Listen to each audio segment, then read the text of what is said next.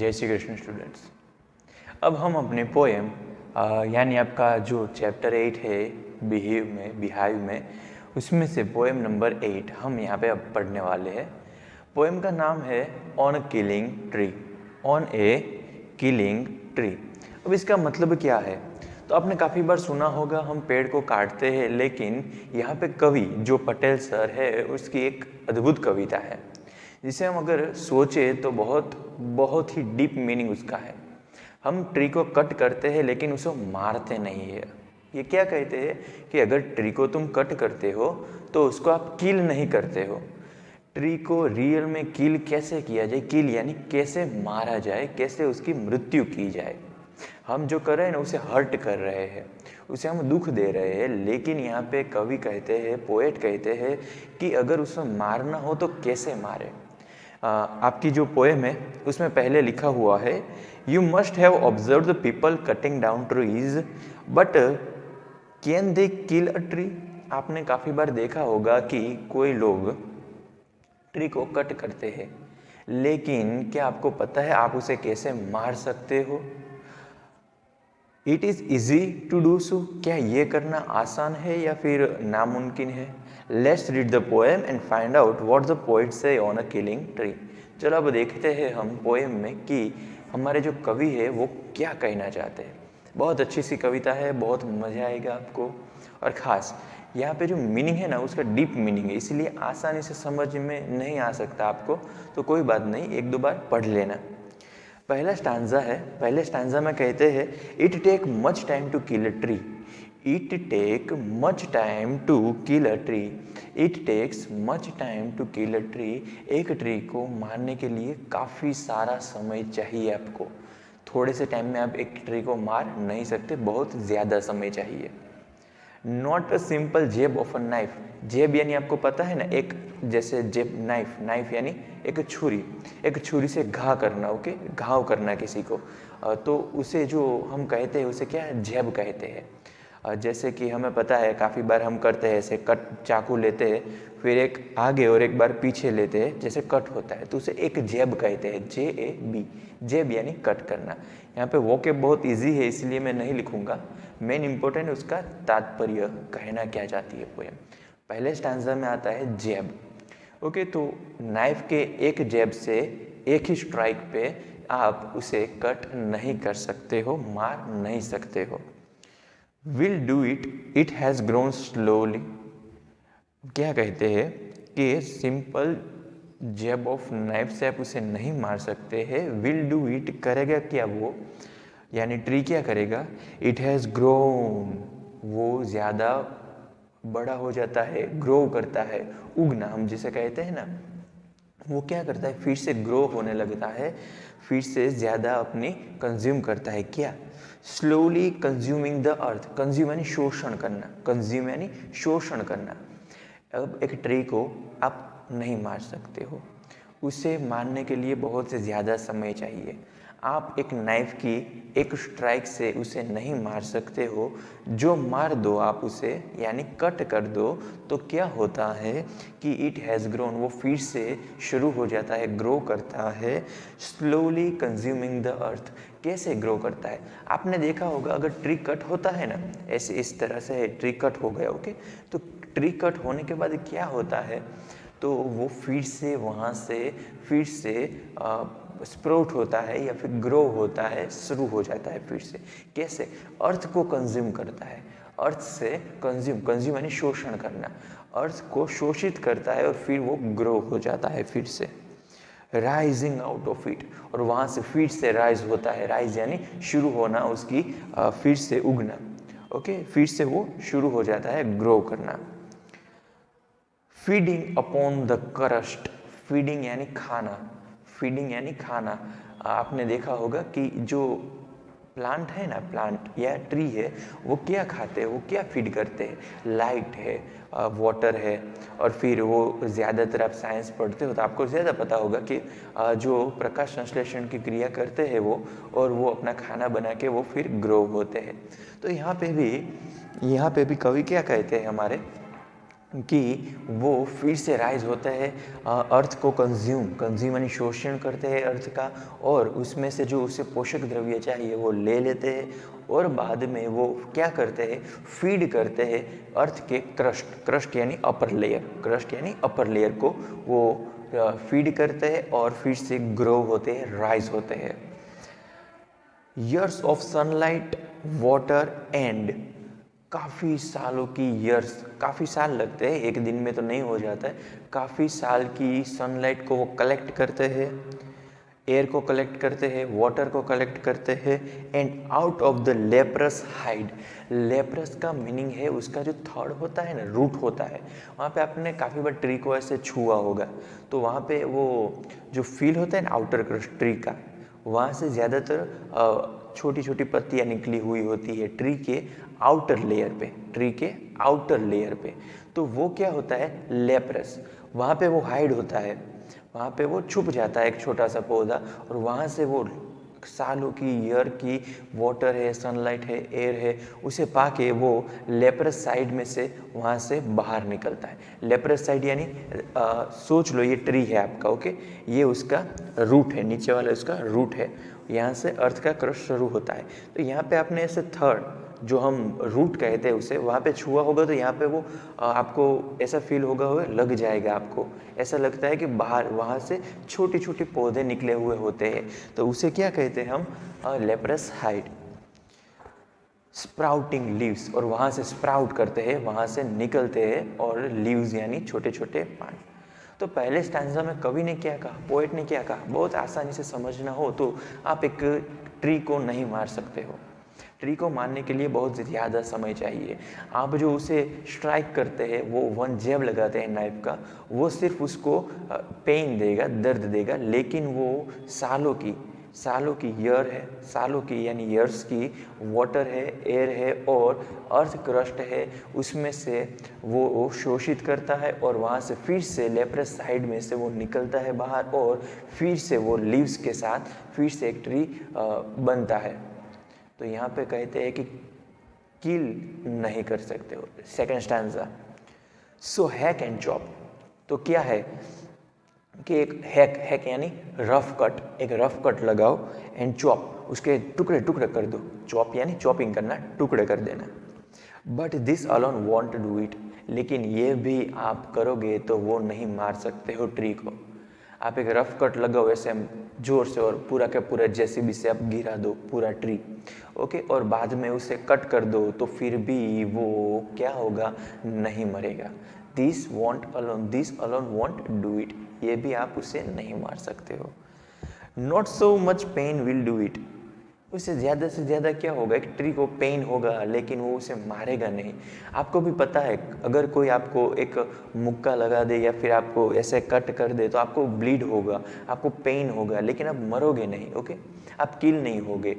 तो ये भी क्या कहते हैं कि ट्री को अगर आप एक हैक करो या फिर चॉप डाउन कर दो, तो फिर भी वो क्या है कि उसे पेन होगा, लेकिन इसे वो मरेगा नहीं। नंबर फोर्थ लाइन है the bleeding bark will heal.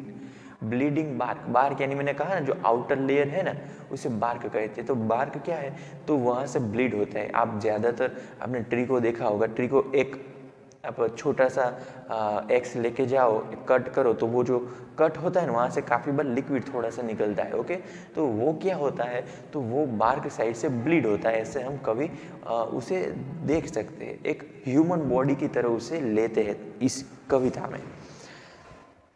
Will heal, वो हील हो जाएगा, उसे आप कट करोगे, जैसे हमें यहाँ पे ब्लेड लगती है, कुछ लगता है तो ब्लीड होता है, लेकिन वो थोड़ी देर के बाद फिर से हील भी हो जाता है। तो कवि क्या कहते हैं, अगर उसे आप रफ कट लगाओगे तो वो पेन होगा, थोड़ा सा पेन होगा, लेकिन वो फिर से हील भी हो जाएगा। हील यानी फिर से अच्छा हो जाना। And from the close to the ground will rise, और वो फिर से ग्राउंड के पास में से एकदम राइज होगा, फिर से जन्म लेगा। And from closer to the ground will rise the curled green twig, छोटे छोटे पौधे को ट्विग कहते हैं, ट्विग की तरह। मिनिएचर ब्रॉड, छोटे छोटे पौधों के छोटे छोटे पान है, वो मिनिएचर हो जाएंगे। Which if unchecked will expand again to the former side, कि वो जो छोटे छोटे पौधे उगे हैं ना, छोटे छोटे, वो फिर से फॉर्मल साइज में आ जाएंगे, यानी उसकी ओरिजिनल साइज में जो पहले था ना ट्री, ऐसा हो जाएगा। आपने काफ़ी बार देखा होगा, एक ट्री को कट करते हैं ना, तो छोटा सा वहाँ पे पौधा एक निकलता है उसी का सीड से, तो वो छोटा सा पौधा। ये फॉर्मल का मीनिंग क्या होता है? प्रीवियसली। फॉर्मल का मीनिंग क्या होता है? प्रीवियसली। हमारे फॉर्मल प्रेसिडेंट कौन है? तो प्रीवियसली प्रेसिडेंट कौन थे, यानी कि जो भी हो उसका नाम। हमारे फॉर्मल प्राइम मिनिस्टर कौन है? तो इससे पहले कौन थे? नरेंद्र मोदी से पहले तो मनमोहन सिंह। तो Manmohan Singh was the formal prime minister of India. Okay, तो फॉर्मल का मीनिंग इससे पहले। तो यहाँ पे जो सीड नया है, उससे पहले उसकी ओरिजिनल साइज क्या थी? एक बड़ा सा पेड़ था। तो वो क्या होता है कि फिर से वो जन्म लेगा, स्प्राउट होगा, वहाँ से वो क्या होगा, वो मिनिएचर जो है वो एक बड़ा सा पेड़ उसकी फॉर्मल साइज में थोड़े सालों में बन जाएगा। Okay, number 3। अब यहाँ पे वो कहते हैं नो, तुम ऐसे उसे नहीं मार सकते हैं।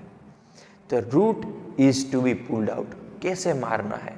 अब यहाँ पे कभी हमें कहते हैं कि ट्री को अगर मारना है, किल करना है, तो आप कैसे कर सकते हो? No, the root is to be pulled out. उसके जो रूट है ना, जो मूल है उसके, उसे पुल्ड आउट करना है, खींचना है। आउट ऑफ द एंकरिंग अर्थ, जो एंकरिंग यानी वो मजबूताई से जो अर्थ के अंदर दबे हुए हैं, उसे एकदम से निकाल देना है। एंकरिंग यानी एंकरिंग टू द अर्थ के अंदर जड़ मूल में से एकदम स्ट्रॉन्ग बेस उसका बना हुआ है, उसे पुल डाउन करना है। It is to be roped, tied and pulled out and snapped out. उसे आपको क्या करना है? खींचना है, बाहर लाना है, पुल्ड आउट करना है, स्नैप डाउन, स्नैप आउट यानी उसके चॉप कर देने, उसे बाहर रखना है। ओके, और पुल्ड आउट एंटीरियरली, आप उसे बाहर निकाल के कट भी कर सकते हो, और या फिर आप उसे पूरे का पूरा जो उसका जो एंकरिंग अर्थ में था, जो हम उसे क्या कहते हैं, जो उसका रूट है, और रूट को बाहर निकाल के उसे चॉप डाउन कर लो, या फिर उसका पूरे का पूरा जो रूट है ना, उसे बाहर निकाल दो, एकदम से अर्थ से डिस्कनेक्ट कर दो। आउट फ्रॉम द अर्थ केव, अर्थ की जो केव है ना, केव यानी गुफा, जो गुफा में छुपा हुआ है वो जो उसे एनर्जी देता है, जो उसे फीड कराता है, उसे ही निकाल दो तुम पहले। And the strength of the tree exposed, और जो उसकी स्ट्रेंथ है ना, ट्री की स्ट्रेंथ किस में है? उसके रूट में है। अगर रूट को ही निकाल दो, उसे चॉप डाउन कर दो, या पूरे का पूरा रूट निकाल दो, यानी अर्थ से उसे डिस्कनेक्ट कर दो, तो फिर उसकी जो वीकनेस है ना, वो आपको दिखाई देगी। क्योंकि उसकी वीकनेस क्या है? कितना भी चॉप डाउन कर दो, वो फिर से ग्रो हो जाएगा। लेकिन अगर उसके रूट ही निकाल दो, उसे अर्थ से डीअटैच्ड कर दो, तो फिर क्या होगा? वो फिर से नहीं जन्म ले पाएगा, यानी वो मर जाएगा। तो यहाँ पे द सोर्स, बाहर निकालोगे तो क्या निकलेगा? द सोर्स, उसका मेन जो उसका मेन इंजन है, हम उसे इंजन कहे, मेन जो फ्रेम है, उसकी जो मेमोरी है, उसकी जो ग्रोइंग करने की जो एंकरिंग पावर है, जो भी है उसके पास, मेन उसका ब्रेन जो रूट में है, वो अगर निकाल दो, तो उसका जो सोर्स है वाइट एंड वेट अर्थ में होगा। वो रूट किस में हो गए? अर्थ में हो गए। और वह बाहर निकल तो थोड़ा पानी सा फील होगा, उसका वेट हो गए थोड़े से। एंड द मोस्ट सेंसिटिव, सबसे ज़्यादा सेंसिटिव एरिया जो अगर पेड़ का कोई है, तो उसके रूट है। Root, ROOT, hidden for years inside the earth, सालों से वो पृथ्वी के अंदर हिडन होते हैं, छुपे हुए होते हैं। जैसे हमारा हार्ट होता है ना, ह्यूमन का हार्ट यहाँ पे होता है, अंदर छुपा हुआ होता है, वो एनर्जी बाहर देते हैं।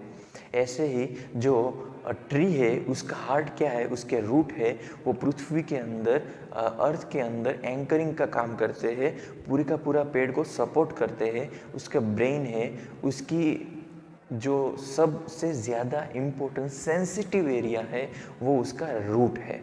तो अगर तुम रूट को ही निकाल दो, पुल डाउन कर लो, चॉप डाउन कर लो, तो क्या होगा? तो वो अब जो सालों से अंदर छुपा हुआ था, अब वो मर जाएगा, यानी ट्री आप किल कर सकते हो। देन द मैटर, अब उसको मारना कैसे है? और सिर्फ बाहर नहीं निकालना है। देन द मैटर, और अब सबसे ज़्यादा इम्पोर्टेंट काम, of scorching and choking in the sun and air, उसे ऐसे बाहर निकाल दो पेड़ के रूट को और उसे चॉप डाउन कर दो, कट कर दो और उसको स्क्रॉचिंग यानी धगधगते तप सनलाइट के अंदर रख दो। स्कॉचिंग यानी लाइट, सनलाइट के ऊपर रख दो आप, यानी कि उसे बाहर निकाल के सूखने के लिए रख दो बाहर। ब्राउनिंग हो गए, वो थोड़ा ब्राउन कलर के होंगे थोड़े दिन। हार्डनिंग, थोड़े सख्त हो गए बाद में। ट्विस्टिंग, थोड़े ऐसे कर्ल हो जाएंगे, ट्विस्ट हो जाएंगे। और विथरिंग यानी ड्राई हो जाएंगे, थोड़ा और ज़्यादा पानी उसमें से निकल जाएगा। And then it is done, और बाद में वो ट्री कंप्लीटली डेड कहा जाएगा, कंप्लीटली आपने उसे मार दिया है। यहाँ पे आपने देखा कवि ने कहा कि आप उसे कैसे नहीं मार सकते, और लास्ट दो स्टैंजा में कहा आप उसे कैसे मार सकते हो, लेकिन लास्ट में कहा आप उसे कंप्लीटली कैसे किल कर सकते हो। उसे बाहर निकलने से वो मर नहीं जाएगा, वो तो फिर से अपनी जो जड़ें है वो पृथ्वी के अंदर रख देगा और बाद में फिर से वहाँ से स्प्राउट होगा। लेकिन पूरी तरीके मानने के लिए उसे जो पुल डाउन किया आपने उसका रूट, उसे कट डाउन करो, उसे चॉकिंग कर दो, बाद में उसे स्कॉचिंग लाइट से उसे रखो। उसके बाद उसके जो क्या होगी प्रोसेस होगी, तो वो हार्ड हो जाएंगे, थोड़े ब्राउन कलर के हो जाएंगे, थोड़े ट्विस्ट हो जाएंगे, और बाद में वो क्या हो जाएगा, कंप्लीटली ड्राई हो जाएगा। And then it is done, और उसके बाद हम कह सकते हैं कि वो ट्री अब किल हो गया है। तो स्टूडेंट्स, बहुत अच्छी सी पोएम थी, काफ़ी सोचने वाली भी पोएम थी। अगर आपको मारना ही है तो इस तरह से मारो।